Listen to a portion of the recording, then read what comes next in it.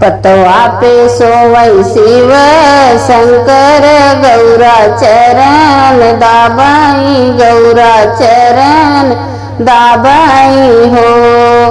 पतवा पे सोवई शिव शंकर गौरा चरण दाबाई गौरा चरण दाबाई हो।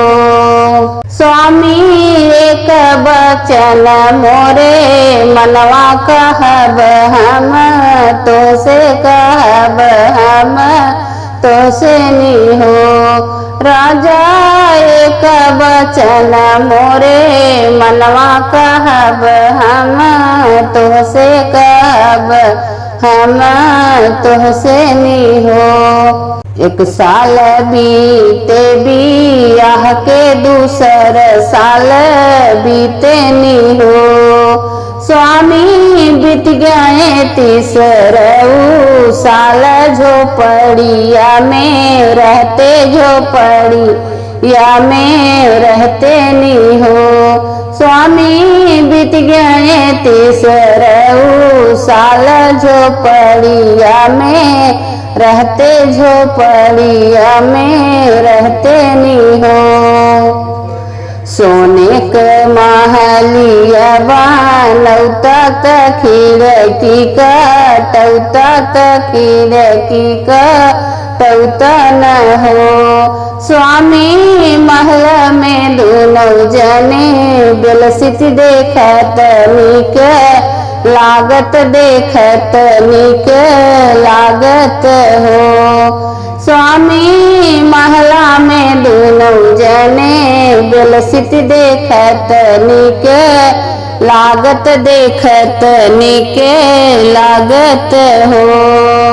पीपल के पत्ता पे सोवई भोले नाथ गौरा चरण दाबाई गौरा चरण दाबाई हो।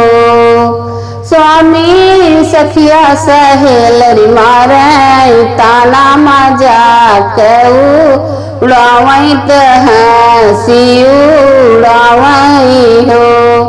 स्वामी सखिया सहेलरी मारई ताना त मजाक उड़ावई मजाक उड़ावई हो। इतनी बचन सुने शिव शंभु गौरा के समय झावई गौरा के समय झावई हो। गौरा तो कालिखी बाझो पड़िया महलिया नाही पौबू महलिया नाही पौबीऊ हो। गौरा तो काली खेल बाझो पड़िया महलिया नाही पौबू महलिया नाही पौबीऊ हो।